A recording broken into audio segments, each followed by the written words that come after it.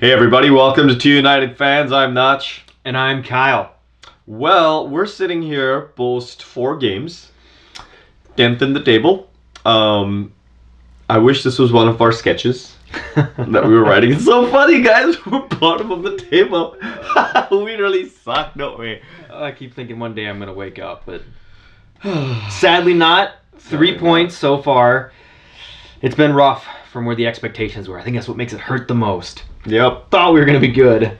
Yeah. Being humbled. We were all, we were a lot of hubris going on in the state of Minnesota. A lot of hot air. That's probably why we had this mild winter that we did.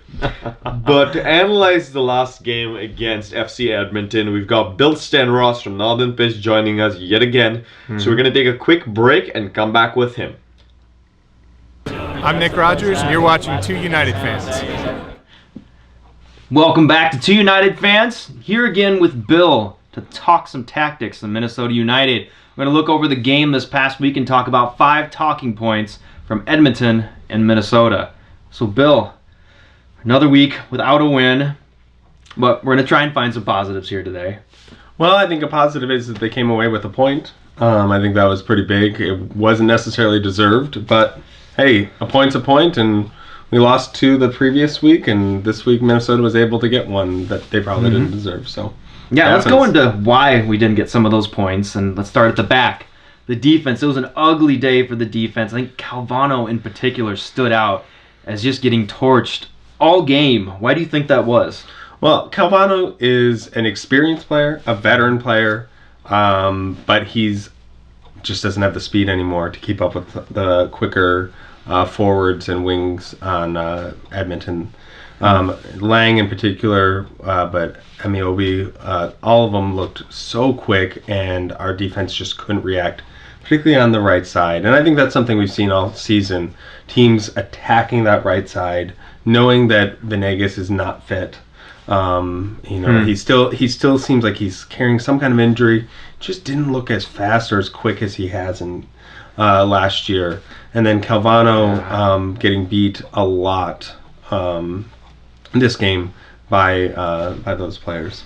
Yeah, and I think what really hurts is when we have someone injured like Venegas or whatever he has going on, because nobody tells us anything, is the fact that we don't really have anybody to back him up. No new signings. We got rid of a couple defensive mids in Reed and Franks. Absolutely, and I think, Brian Coleman is a veteran player on the team and has, stuck around the team through all its iterations, but I don't know if he's that player that's going to push your starting right fullback to continually improve. Same thing with our center defense. We've got Pollock and Brian's younger brother, Brent, backing up the center backs, and both of them are very serviceable, very good. They have very little pro experience, and they just aren't getting that experience, and so they're just not pushing Calvano, Diaz to improve their game, to keep having to step up, work in practice, and get better.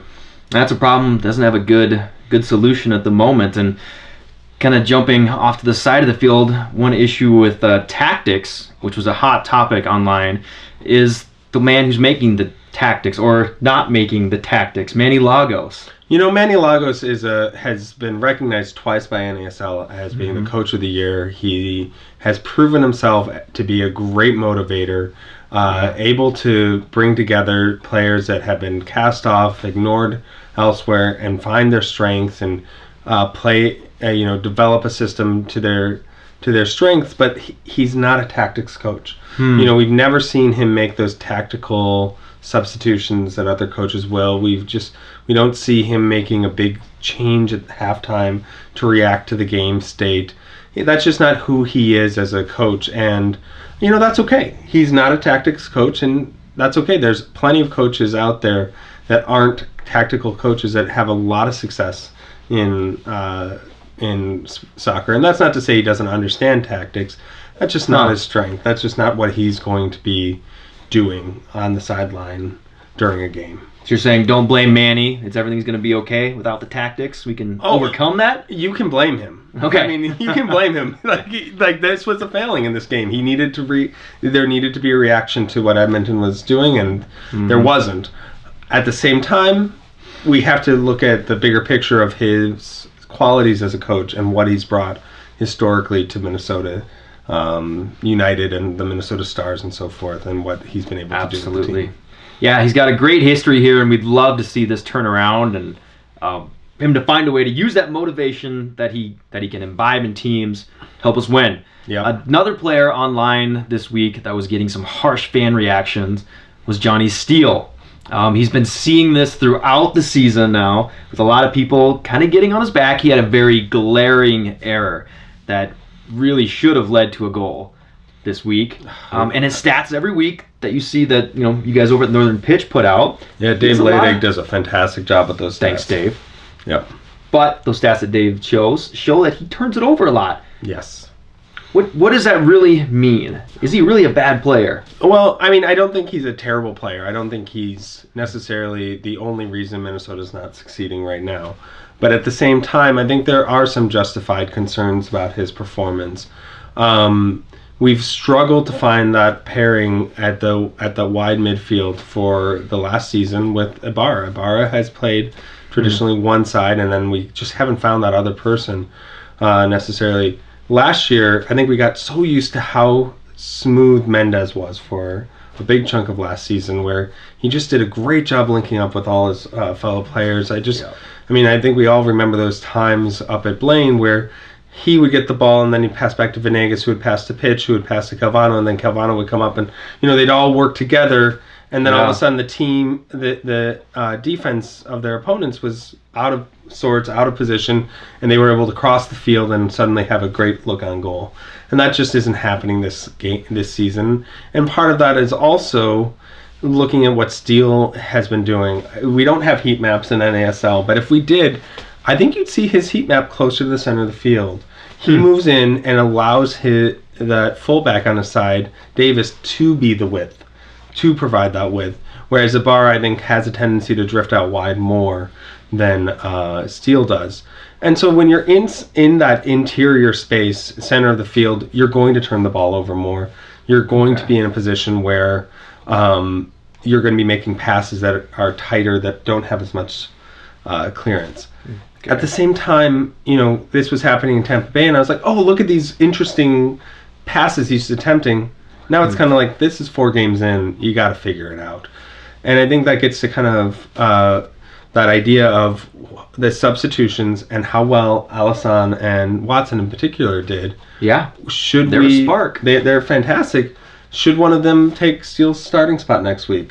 Manny's will oftentimes sit a player after an error, and there's a good chance that's going to happen after Johnny Steele's giveaway that almost led to that goal. Yeah, so we'll see next week if Steele gets another chance. And mentioning that error, someone who did sit on the bench this week because of a pretty big error last week was goalkeeper Sammy Jack.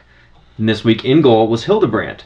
Yes. How'd you think he did? I think a lot of people were very excited. We know Hildebrandt. He's worked so hard for a number of seasons. He's proven himself to the fans, to the team. And he played well. He did. He made some saves that kept the team in the game. But I also feel that both goals were ones that could have been saved. Oh, come on. The free kick. The free kick was fantastic. It was a fantastic one, okay. But I wonder, would a more athletic keeper, not saying Najak would have, but would a more athletic keeper have made a better play at it? And definitely the goal. He kept out so many goals that kept the score 2-2. But on the goal, the cross, sure, it felt like it could have been stopped, and it felt like Hildebrandt tried to, and then realized he couldn't, but didn't have enough time to get back over to stop the shot. So does Jock come back in this next week? Is he out of the jailhouse? You know what? I don't know. Okay. I don't think either one has necessarily proven themselves to be the starting keeper that should be out there every week, and I wonder if we're going to end up having a kind of a rotation. Whoever's not making a mistake, huge glaring mistake, is going to be out. You're in that week. Yep, and then once you make that mistake, you're out. The other guy comes in. So that's not necessarily what you want, but we'll see. Seems like what we have right now. Yeah, again, another week heading into the next week really going, I don't know what's going to show up on the field. We don't know yet. And the last point we want to talk on today is kind of Ramirez. Yes. Golden Boot winner from last year. Really quickly, just want to get your take on why he doesn't have 50 goals already this year. He has one. Granted, it was a penalty, but he has one. He's done okay. At home he played really well. Away he just has seemed a little lost. And particularly this game, you just saw him getting knocked down. And I wonder if teams are starting to realize, he's a second division striker. He's got some skills. He's got some weaknesses. He's not he's not a finesse player. He's going to have some difficulty beating a guy with his feet.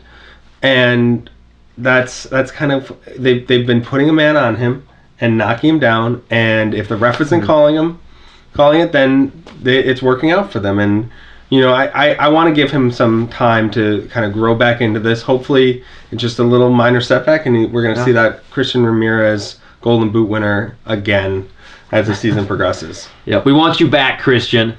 So always another week. We'll see if we can get those delightful 3 points finally this upcoming game. Yeah. So as always, thank you very much for joining us again, Bill. Well, it's always a pleasure to be here. Thanks for having me.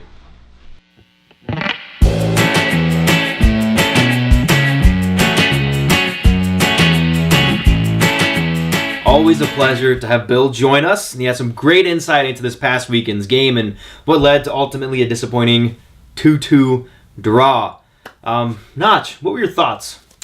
Well, I think I have a lot to say, to be honest. The one thing I'm going to put out there right away is that Sammy should have started. I love Mitch. I've said this before. I love Mitch, but I thought Sammy's done a good job. I think people are getting on his back.